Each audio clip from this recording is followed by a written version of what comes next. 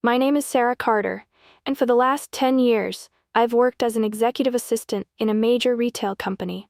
I've seen the ups and downs, the successes and struggles, but nothing prepared me for what happened when my boss, Mr. James Reynolds, decided to go undercover. James wasn't like most CEOs. He wasn't arrogant or out of touch, but he also wasn't fully aware of what his employees went through every day. So, when he came up with the idea to experience life as one of them, I knew it would be an eye-opening experience. He disguised himself as a new hire, a quiet, middle-aged man named Jim, dressed in plain clothes, with a bit of gray added to his hair. His goal was simple: to see how employees were treated, how they managed on their salaries, and if the company's policies truly supported them. I was the only one who knew his true identity, and I was sworn to secrecy. The plan was for him to work in different positions for a few weeks, blending in like any other employee. That's how he met Daniel. Daniel worked in one of our busiest retail stores, a young man in his late 20s with a warm smile and kind eyes. He had been with the company for 4 years, earning just enough to get by. He wasn't a manager, but he acted like a leader, always helping his co-workers, always putting customers first, and he was about to change everything. James, now Jim, started working in the stockroom, unloading heavy boxes, organizing shelves, and doing all the behind-the-scenes work most people didn't notice. It was exhausting, far from the air-conditioned office he was used to. But he never complained. He wanted to see how hard it really was. Daniel was the first to help him.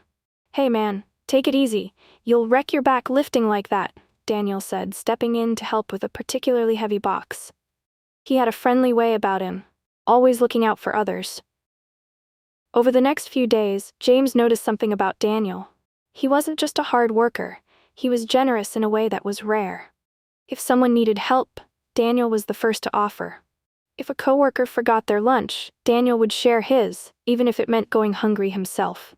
One afternoon during their break, James overheard Daniel on the phone. "Yeah, Mom, I sent the payment this morning," he said softly. "Don't worry, I'll figure out the rest." His voice was steady, but there was a weight behind it, one that James recognized.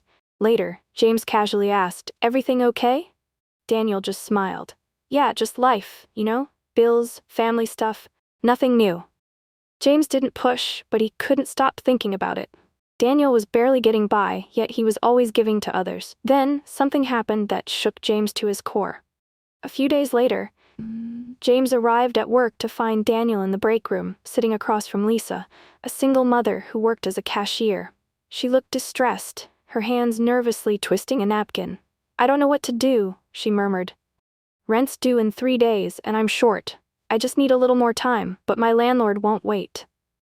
Daniel listened carefully, then without hesitation he reached into his pocket and pulled out some cash. "Here," he said, pushing it toward her. "It's not much, but it should help." Lisa's eyes widened. "Daniel, I can't take this. You need it too." He just smiled. "I'll figure it out. You have your son to worry about." James stood frozen. He had spent his career building a company, talking about leadership and teamwork. But here was Daniel, an employee struggling to make ends meet, giving away his own money to help someone else. No recognition, no expectation of anything in return.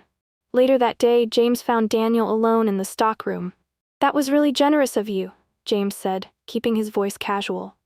Daniel shrugged. "It's just money. People matter more."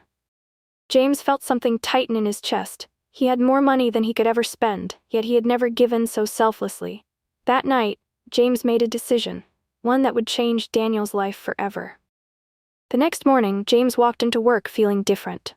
The usual routine, the cold air of the stockroom, the scent of cardboard and packing tape, the distant chatter of employees, felt sharper, more vivid. He had spent the entire night thinking about Daniel, replaying every moment he had witnessed, the quiet sacrifices, the effortless kindness, the way Daniel gave without hesitation, even when he barely had enough for himself. James had built a business empire, made decisions that affected thousands of employees, but nothing had shaken him quite like this. He had always believed in leadership, in the power of a strong company culture, but for the first time, he realized he had been too far removed from the reality of his workers' lives. And now, he knew exactly what he had to do. As the day went on, James watched Daniel go about his work. He was stacking boxes, helping a newer employee find the right stock, and still managing to flash a smile at passing coworkers. Even after long hours on his feet, there was no bitterness, no complaints, just the same quiet determination that James had come to admire.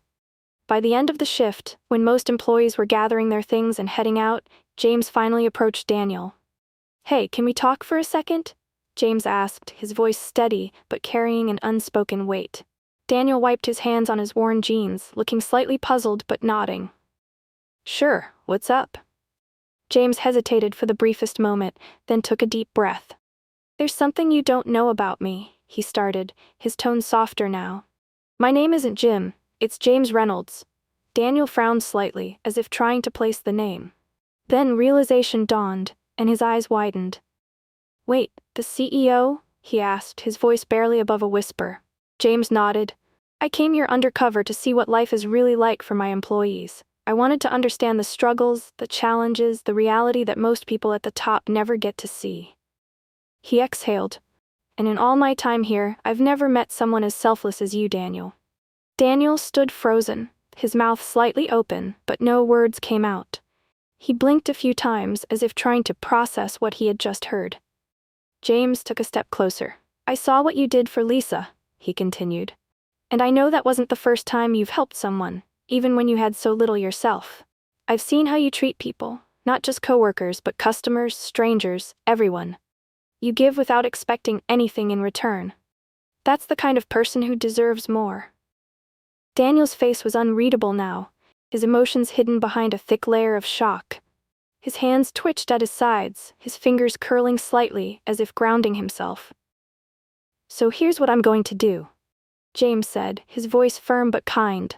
"First, I'm giving you a promotion, with a significant raise.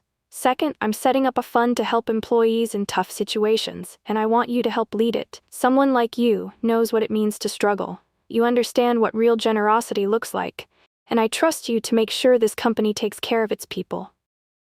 Daniel's hands shook slightly. His lips parted as if to speak, but nothing came out. His chest rose and fell in uneven breaths.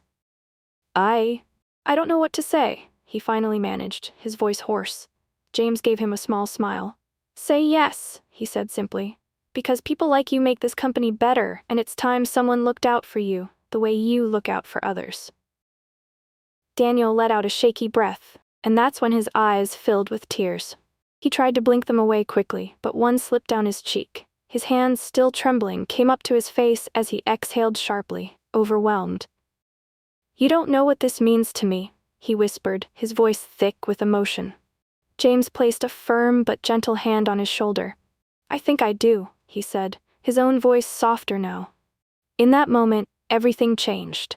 This wasn't just about one promotion, one decision. It was about something bigger.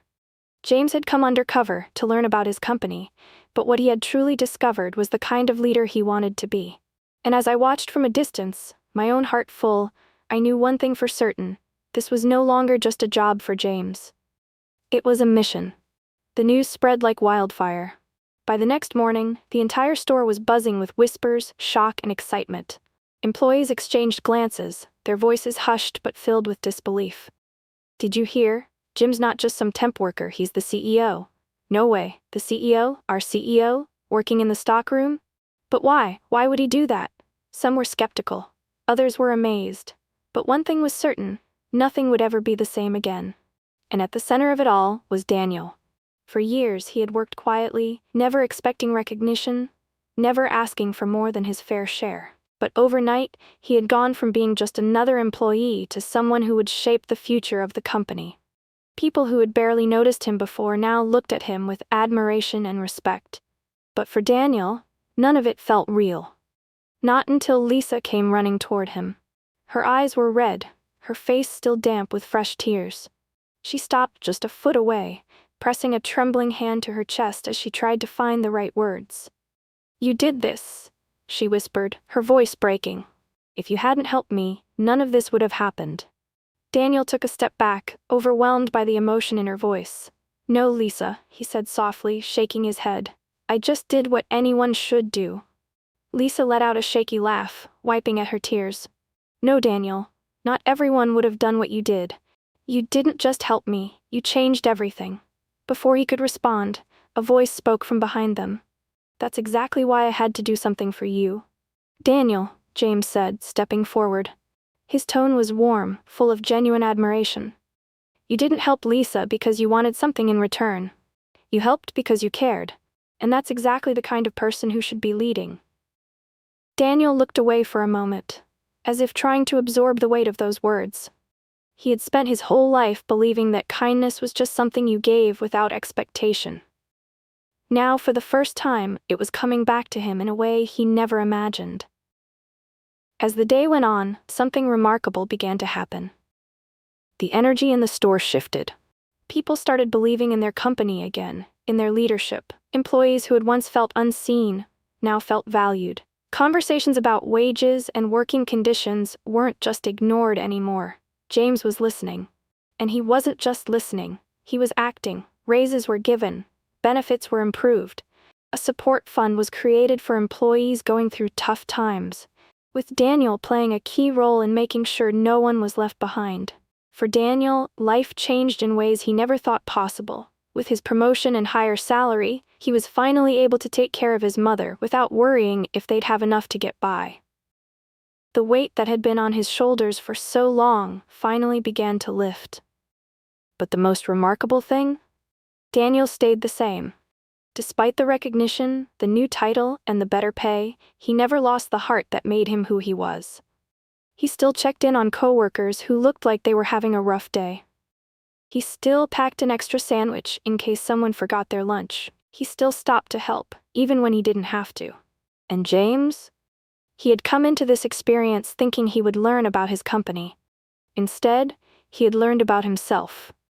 He had spent years making business decisions based on numbers, but Daniel had shown him something more important: people.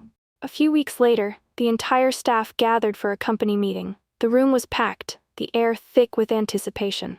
James stood at the front, Daniel beside him. "People like Daniel are the heart of this company," James said, his voice carrying through the crowd. "And it's time we start recognizing them, supporting them, and learning from them." The employees murmured in agreement, nodding, some even clapping softly. Daniel swallowed hard, gripping the microphone. He looked out at the faces of the people he had worked beside for so long, some who had struggled just as much as he had, some who had once felt invisible, just like him. "I never expected any of this," he admitted, his voice thick with emotion.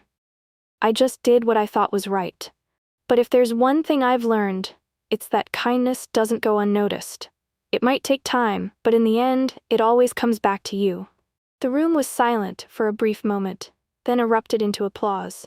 People stood, clapping, cheering, some even wiping their eyes. As I stood there, watching everything unfold, I realized something. This wasn't just a workplace anymore. It was a family. If you enjoyed this story and believe in the power of kindness and justice, don't forget to like this video to show your support. Make sure to subscribe and hit the notification bell so you never miss an inspiring story like this. We'd love to hear your thoughts. Comment below. What would you have done in Daniel's situation? And if this story touched your heart, share it with your friends and family. Let's spread positivity together. Thank you for watching.